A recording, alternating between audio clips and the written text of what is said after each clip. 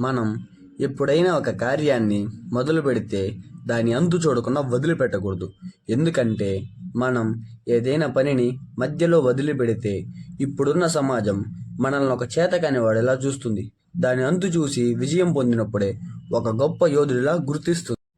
ఎక్కడైతే స్త్రీలు పూజింపబడుతూ సంతోషంగా ఉంటారో అక్కడ ఆ దైవం యొక్క ఆశీస్సులు ఎల్లవేళలా కలుగుతాయి. ఎందుకంటే మన పురాణాల ప్రకారం స్త్రీని మహాలక్ష్మితో పోల్చారు.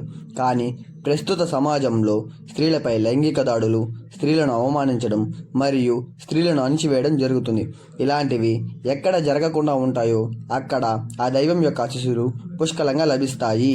నీ వెనకేముంది, ముందేముంది అనేది నీకు అనవసరం. నీలో ఏముంది అనేది ముఖ్యం. ఎప్పుడూ కూడా మన వెనకున్న ఆస్తిని, మన ముందున్న జనబలాన్ని చూసుకొని విర్రవీగకూడదు. ఎందుకంటే మన వెనకున్న ఆస్తి కూర్చొని తింటే తరిగిపోతుంది. మన దగ్గర డబ్బు లేదు అని తెలిసినప్పుడు మనకు సాయం చేయడానికి ఒక్కరు కూడా ముందుకు రారు.